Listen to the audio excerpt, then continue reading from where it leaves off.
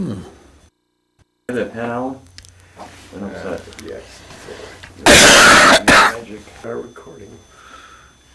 We're rolling? Yep. Okay. All right. Phyllis, you want to give us your full name and spell it for us so we got it right for the record? My name is Phyllis Barbara Garlow, Phyllis,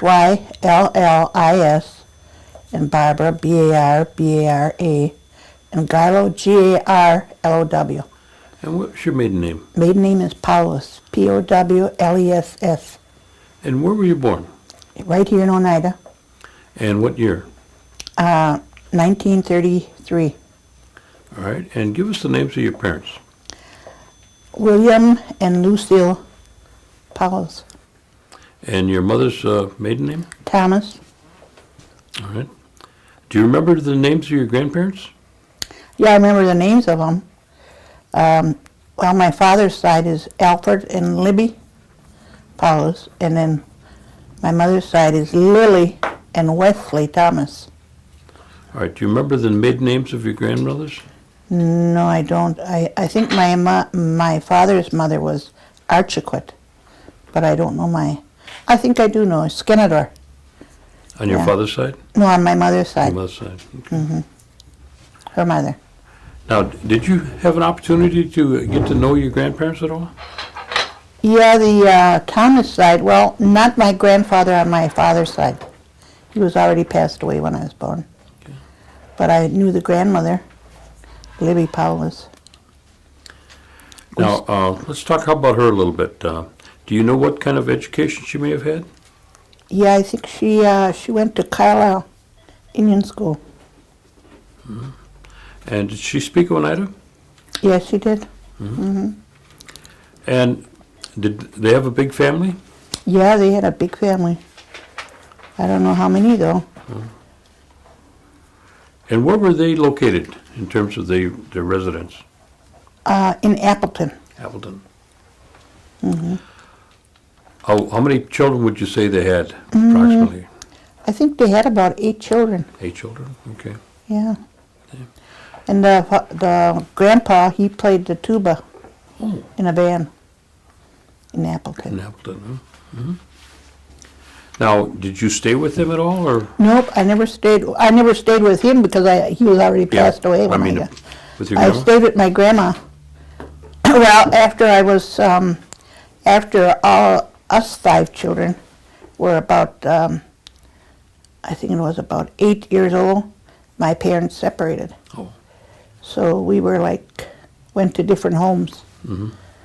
And then finally in the end, my 2 grandmas took us and kept us. Okay. All right, let's talk about that grandma and grandpa was on your mother's side? Mm-hmm. And all right, let's talk about the ones on your father's side then. Do you tell us a little bit about your grandfather? No, that was my grandfather that passed away. That was my father's side. Oh, father's side. Okay, let's talk about your mother's side then. My mother's side, I don't know when he passed away, but I knew him a little bit. And I knew my grandma because I stayed there the most.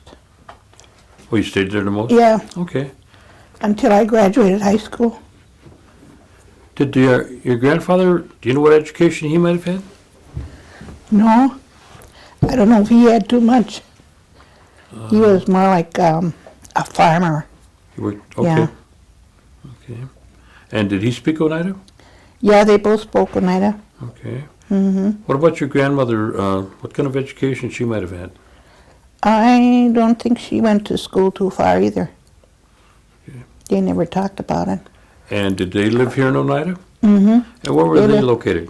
Up by the Highview School, Okay. up over there. They have a pretty large place? Yeah, they had a large house there. And they have a lot of children? 5, I think. 5? Yeah. And you stayed with them for a while? Mm-hmm. Well, I didn't stay when the children were there. You know, they were all gone. Yeah, yeah. But I stayed there afterwards. Okay. And actually, we all stayed with her afterwards, you know. Now, did she have a big garden? No. Did she work in out of the house or mostly at home? She did the bobbin work for Oh, her. she did? Yeah, Oh. and I got her bobbins, Oh, yeah? but I don't know how to do. Oh. Yeah, Do you have any of her work left? yeah, Oh, you do? Oh, well, yeah. we're going to have well, at the last conference, we had some bobbin being showed, bobbin lace. Oh, And we're probably going to be doing that again in October at the Parish Hall. Oh. At part of the history conference, like we did last August. And if you'd like to share some of that, Yeah, I to could put it bring on them display, over. Yeah, we'd really happy if you could do that. Good. maybe I could rig up a pillow. Uh-huh. You know how they always lay Yep. them on a pillow? Yep. But I don't know how to do it. Okay, well, good. But it was good work. But your grandma did that, huh? Yeah. Ah, And my other grandma, Paula's, she always crocheted. well, she did. Yeah. Have you got some of her work left? No, I don't have any of her work. Well, I do have her work, yeah. She made me Afghan, like, I got that. And that was when she was about 90 years old, she made that. Wow. She died when she was 93. Well, I lived a long time then. Mm-hmm. Now, the one that made the bobbin lace, what church did she go to? I think she went to the Lutheran church. Lutheran church? The other one went to this church. I see. And did you ever, go with her to any of the places, or did she make it right at home? The bobbin No, lace? she made it right at home. Right at home? Yeah. And then they took it to She mostly went to I don't know what her name, Josephine. Josephine Webster? Webster, okay. Yeah, Okay. that's where she'd do her work for her. So, And she'd get paid from there. so there was women that would work and make lace and then take it to Josephine. She was kind of the center of it, huh? Yeah. Okay, okay. And your grandfather, he was pretty much of a, worked on a farm? Yeah, and they had cows and horses, you know. Okay, okay. All right, let's talk about your mother and dad. Tell me about you remember what education your dad had? No, I don't, but he was the barber out here. He was the barber? But I don't know what kind of education you need for that. Mm-hmm. I don't know what kind of education you need for that. Yeah. I don't know. Did he talk Oneida? Yeah. And where did your mother and dad reside? On the Ridge Road, near where it used to be Wishards, Okay. a couple of doors down that way. All right. All right. And that's where you grew up? Yeah. Okay. That's where I was born. All right. And your dad, he worked out as a barber then? Yeah. And he had, like chickens. He had chickens. Oh, he raised chickens? Yeah. Oh. He had a big chicken coop there. Oh, okay. Did he have any other activities? He did work, but I forgot what it was. I think it was a mill. And anyhow, he somehow got his leg cut off over there. Oh. Yeah. This was way back when, so I don't know how much money he got. I didn't never find out that. Mm-hmm. But I think maybe that's what broke them up, the money. I see. Yeah. They had too much money. They were drinking all the time. And your mother, what kind of education did she have, did you know? She might have went through high school. Yeah, at the end there, she was a seamstress in Chicago. In Chicago? Mm-hmm. Oh. I went there in 52, and she was already over there Oh, she was there, okay. in the factory working. Now, how many brothers and sisters did you have? 2 and 2. You want to give us their names? William Paulus, he was the oldest.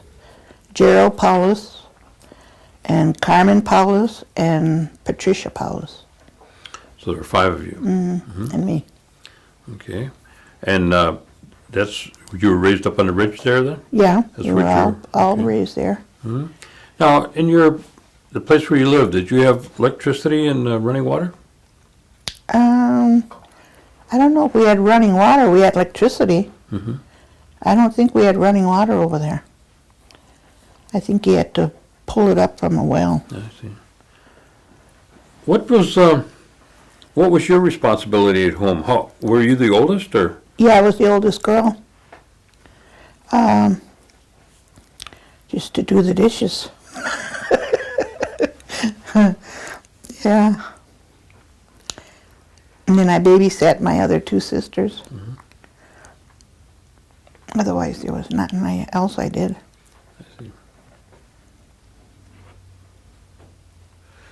Where did you go to school? I went to a lot of schools. I went to Silver Summit, Highview, and then I went to Green Bay, Whitney School, Washington Junior, and East High. I graduated. Now, what kind of activities did you have when you were younger, in terms of the kids that go out and play? You remember? Jump rope. Jump rope. I remember jump roping and hopscotch. When you'd show that glass, Sure. or stone, whatever. Yeah. Okay.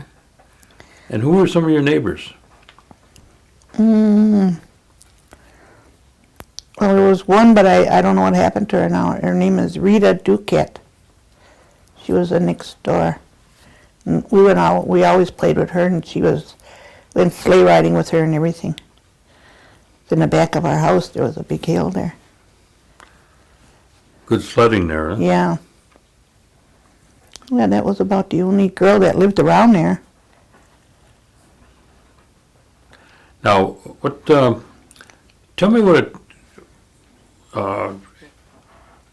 did you have any remembrance of the holidays? No. Like, 4th of July or Christmas or? Oh, on Christmas we'd get presents, but any other holiday we never got nothing. Or we didn't even know that it was that till we got older, What about New Year's? Did you celebrate Hoyan? Oh, yeah. Yeah, we went around to the houses and got donuts. Donuts or whatever they were giving us, apples. Yeah. That was like Halloween again. Halloween in Hoyan. Usually a lot of fun, huh? Yeah. I suppose you walked every place too, huh? Yep. Yep. Now, you say you went to quite a few different grade schools, Mm-hmm. and then you went to high school. Mm-hmm. In Green Bay. And after you left high school, where did you go? I went to Chicago. You went to Chicago. Okay. When I graduated, I went to Chicago. Oh, I see. And what prompted you to go to Chicago? Well, that's where my mother was. Okay. And my father, he was just all over. You couldn't go find him, Mm-hmm. She was up there, so I went up there and I got an office job up there. And your mother was working there? Mm-hmm. I see. Yeah. And you went to work in the office? Mm-hmm. Was Woodward Schumacher, name of the company. And how long did you work there? About 5 or 6 years. Mm-hmm. And where did you go? Then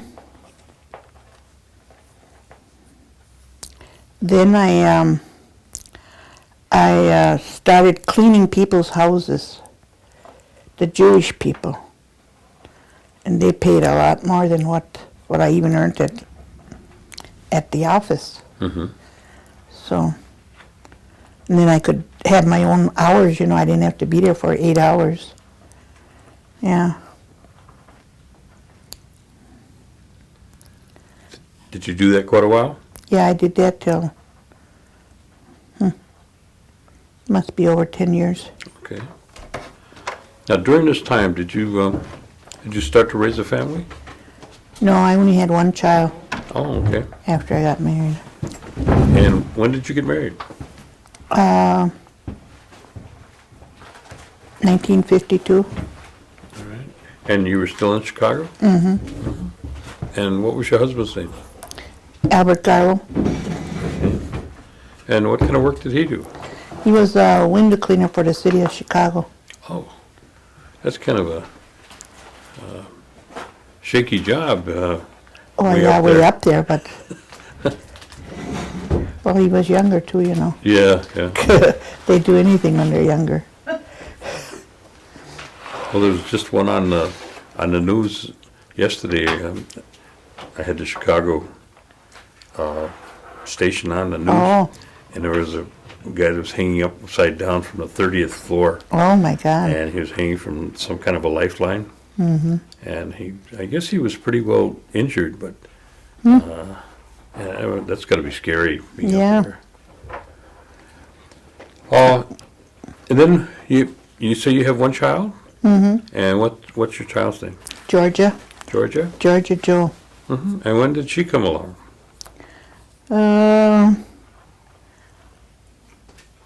51 years ago. 51. It was just her birthday the other day. And did you raise her in Chicago? Yeah. Yeah. Mm-hmm. Were you involved in any kind of things in Chicago outside of working? No, you mean in clubs or stuff? Yeah. No. No? Well, you were doing housework then. Yeah, I was doing housework, and in the evenings I was a barmaid. Okay. That kept me pretty busy. And how long did you do those two jobs? Almost 10 years, same thing. I see. When did you get into the craft business? Oh, well, my husband passed away. I was living in Canada then. And so I didn't want to stay there by myself. So I had my friend Ann Skinner, she was here. And she told me to try to get into that. She said, but you should buy a building, or something out here. Mm-hmm. So the building I'm in had a for sale sign on it. So I thought, well, I'll give him a bid on it because it was in the hands of the Small Business Bureau in Madison. So I did. And here a couple of weeks later, I got a letter in Canada. They accepted my bid. What part of Canada were you in? Six Nations Reserve. Oh, Six Nations. Now, how did you get from Six Nations up to... Well, that's what my husband was. Six He was a Nations? Six Nation Oh, he was? Canadian, yeah. What nation did he belong to? Oneida. Oneida. Mm-hmm. Well, is there quite a few Oneidas in Six Nations? Oh, yeah. Mm-hmm. Oh, I didn't know that. I knew there were some, but I didn't know there were... Yeah. I see. And how did you meet your husband? I met him as a barmaid in Chicago. Mm-hmm. And he'd come down there to work from Six Nations. Well, I mean, he was living in Chicago, Okay. So he had that job. Mm-hmm. And finally he said, I'm getting tired of working. I said, well, so am I.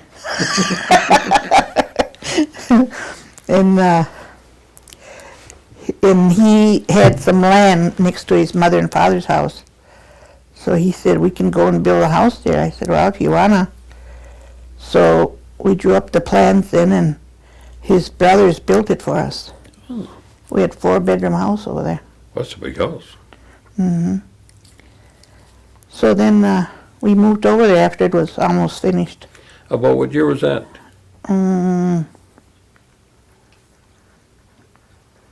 What year?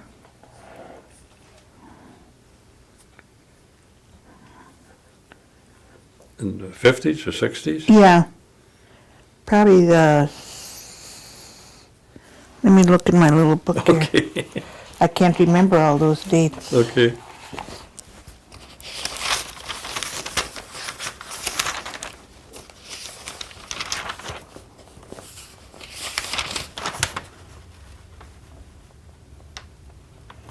Yeah, probably in the 70s. In the 70s? Yeah. Okay. Now, was your husband involved in any kind of travel activities up in Six Nations? No. No? And did they have any kind of, things like they have here? Yeah, they have a lot of those things. Were you able to, participate in those programs or services? No. The only thing I participated in was foster care over there. I see. Took in foster children. Okay. And then I did cleaning over there too in homes, you know. They pay a lot of money to do that. And your daughter, was she born in Chicago or up in Six Nations? No, she was born in Chicago. Oh, so then she moved up to Six Nations with you? No, by that time she was already married and gone. Oh, I see. Yeah. And then how long did you stay at Six Nations? About 8 years before he passed away, and then I came back. And that's when you were in contact with Annabelle? Yeah. And she's in what relation to you? No relation, just a friend. Just a friend. And how did you come across meeting her? Oh, we were always friends from when we were, that's another little girl I played with. Okay. She lived way down the other way though. I see. And, I knew her all along. And I always went and stayed by her house when I came here, you know. Mm-hmm. Yeah. So she said that was a good business, so that's how come when I bought this building, I told my daughter maybe we should do that. And she said, yeah. So it's been pretty profitable up till now. So you moved back from Six Nations then to what they call a log cabin, right? Mm-hmm. Mm-hmm. And that was in what year? That was in the 80s? Yeah. And you've been, you also go on, you travel around too, don't you? Oh, yeah. That's what I'm going to do now. I'm not going to have the store open. I'm trying to sell the building now. We just want to travel to the powwows, you know, on weekends. Mm-hmm. And then some weekends take off when there ain't no powwow, you know. That way, she wanted me to quit altogether because I'm getting too old to be driving around. Now, did you travel with Annabelle when she was doing some Yeah, of a this selling? couple of the years I did.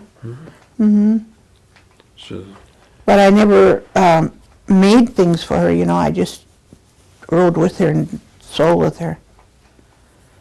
And when she went down to Albuquerque, I went with her a couple times. now, how do you go Buy about, stuff. I'm sorry, That's where she bought her stuff, you know, in Albuquerque. I see. Well, that's why I was wondering, how do you go about, securing as much of the inventory as you have? Because, there's just no one source that you have to go to them. No, now we're starting to buy from the Indian people that do the work, you know. Instead of like down there, they have big stores, you know, where you can go into. But then you don't know who it's done by, you know.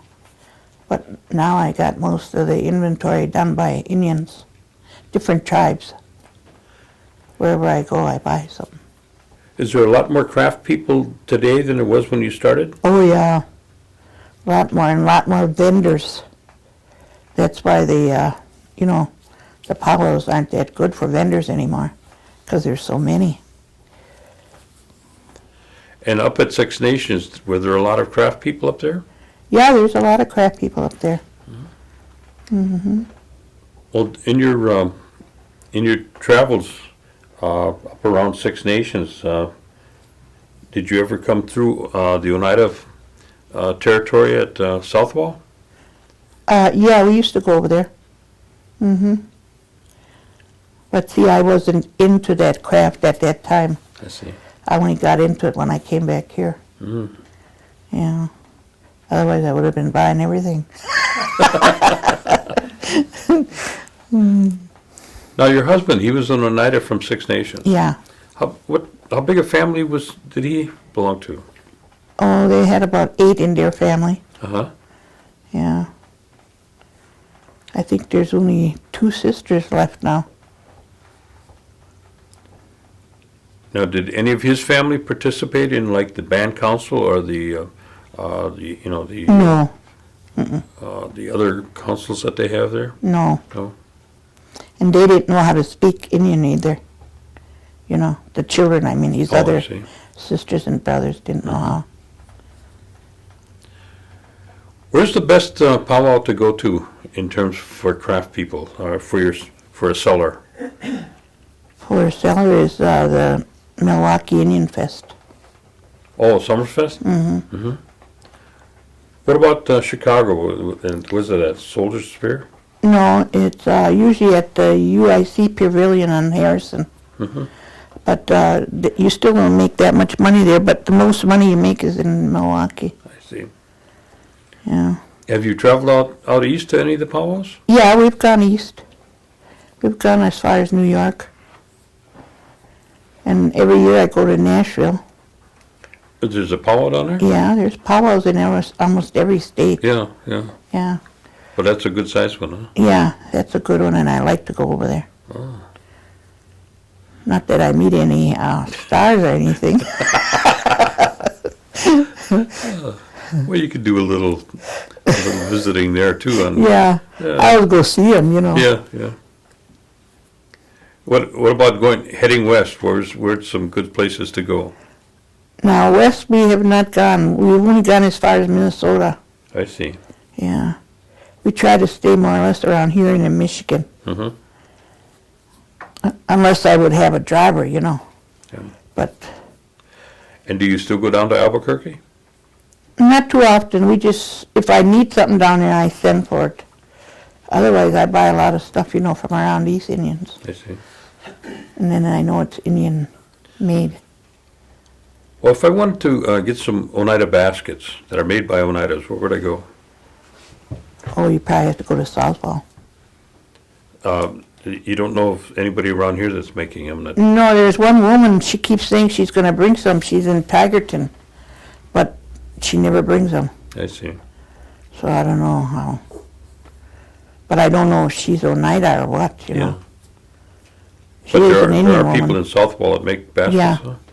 Hmm. Okay. What about wood carving? They do that up there in Six Nations. Anything the- around here? I don't know. There's one guy, I think, in Kashina that does it. But I think he's a Canadian, too. Yeah. What about any people that make sweetgrass baskets? Oh, yeah, those are in Canada. But none around here that you know. Not whole sweetgrass. We make porcupine quill baskets. We do that ourselves, I and my daughter. What about do they make anybody make anything out of birch bark? Yeah, that's what it is. It's birch bark underneath, and then you put the quills over the top. Okay. But some people just make the birch bark, and then they put the sweetgrass around the edge, you know, and then a few quills on it. But I and my daughter, we know how to do the whole thing in quills. And I got first place at mine in LCO a couple of years ago. How do you prepare your materials and where do you get it? We just go in the woods and cut the bark off the trees. And the quills? The quills, we pick up the roadkill. You don't go hunting them, huh? No, we don't go hunting them, but you know, you can't get them around here. You got to go like up toward Crivets or someplace, I see. or go toward Black River Falls. Well, how long can they, is there any length of time after they're dead that you can use those, or doesn't it make any difference? No, it doesn't make any difference as long as if they're not all smashed up by the Beat car, up, you know. huh? Yeah. Yeah. Okay. I didn't know if there was a certain time after. Now, I heard a story about the porcupines when if you get the quills get stuck with them, that you shouldn't pull them out. You should cut them off before you pull them out. Do you hear anything like that? Well, we never got stuck with them though. Because they said that when it goes in, there's a ball that that comes out on the end of it, and so when you pull it out, it just causes more pain. And I didn't know if you ran across anything like that. Because if you cut them off, then it kind of lets that pressure out. Mm-hmm. My dad told me that I had a dog that bit, got after a porcupine. He'd come back and his face was just full of them. Oh, And I'd take a pliers and pull them out. And my dad said I shouldn't do that because you kill the dog from the pain. Yeah. So, but you didn't experience anything like that, huh? Yet anyway. no, not yet. We always throw something over it, Uh-huh. And if we're picking it up, we always wear gloves. Okay. I always got a pair in my van. Just in case I run across one. Now, what about beadwork? Well, we both do beadwork, but we don't do enough of it, I mean, we can't keep up with it, with the shows we go to, There's that much demand, huh? Yeah. And I mean, this ain't cheap beadwork. I mean, like the barrettes are $50 and $60, and they're just snapping them up. Now, there's different types of beadwork. I mean, when people look at beadwork, they think of something on a loom, but there's a lot more to it than that, isn't Oh there? yeah, there's peyote stitch, That's like what they do on pens or, something around like, where you want to make the beads go all the way around like. That's called that. Do they have something they call raised beadwork too? Oh yeah. That's coming in now, just lately, I see. And that's good. That, if you got that stuff, you're selling it too fast. So there's quite a demand on the crafts then. Yeah, if it's done, by Indians. They always say, is this Indian made or something, They don't want to get the white people's stuff. They want to get it Indians. Okay. So usually, like if I go and sell some things in Chicago, I usually go to some museums, and they want to know who made it and what they are and everything, They don't want to just let you come in there and sell it. They want to know the whole story about it. Now, you've been running the log cabin now since the 80s, right? Yeah, 15 years. 15 years. And now you're thinking about retiring? Yeah, my daughter wants me to. And I don't want to. I like to go to powwows. Well, does she go with you when you go? No, she doesn't. She works for the tribe at the casino. Oh, okay. Yeah. Okay. So that's why she said, well, if you had a driver, it would be different, But I'm usually the driver. I see. Now, do you generally hit all the powwows locally here then? Not all of them. Well, maybe now that they know the store is closed, it would be better. Before they knew the store was always open, they could come over there and buy what we had. Mm-hmm. But now we're keeping it closed. So maybe they'd buy more from the powwow now that we go. But we haven't started going to powwows around here too much. Not yet, huh? Mm-mm. Okay. And do you have any grandchildren? No grandchildren. No grandchildren. Mhm. Now, what your goal then is to start going to the powwows more so then. Yeah. Yeah. Now, have you Then had during the enough- week I sit home, and do stuff, beadwork or whatever. make crafts? then? Yeah. I see. How you've traveled quite a bit, Yeah. and you've seen a lot of different things, and you've seen a lot of changes here in Oneida, I'm sure, Oh yeah. from the time when you left and come back. Do you see some things that you experienced that you'd like to see more of, or some changes that you think might be of benefit to the tribe? Well, I don't know, to the tribe if they would do that. I mean, if they would come back and work here, you know, after they go through school. But I think their education is the most important. You know, but if people, you know, they go to school and then they go out to work someplace else, not come back to Oneida. When Oneida's the one that put the bill probably to put them through school, you know. But I think that's what the teenagers should do, is go to school. What about the programs that are going on?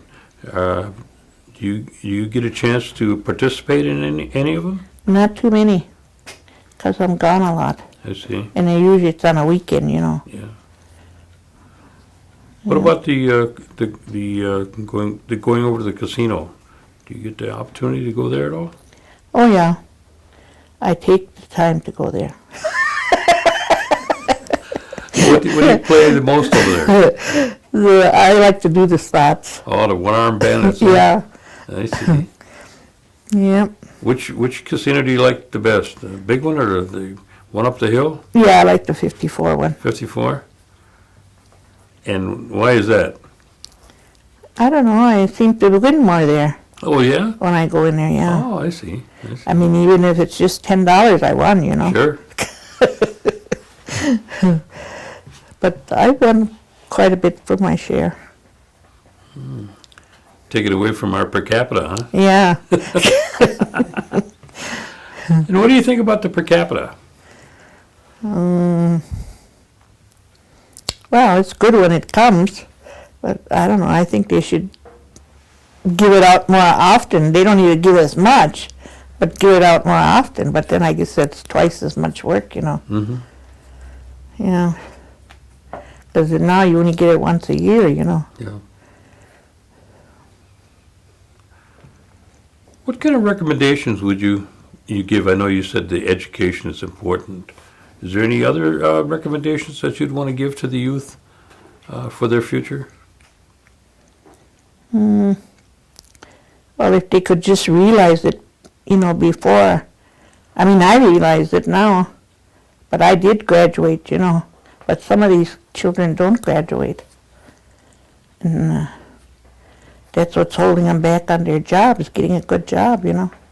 They don't have an education. Mm-hmm.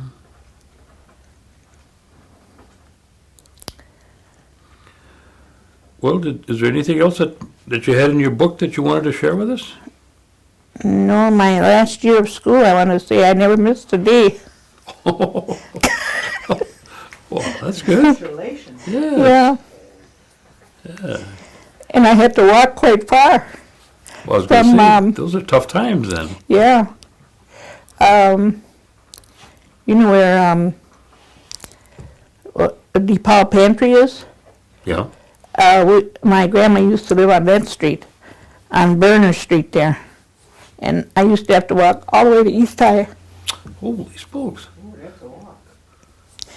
through the winter and everything. Mm. Well, we appreciate you coming down and sharing these stories with us.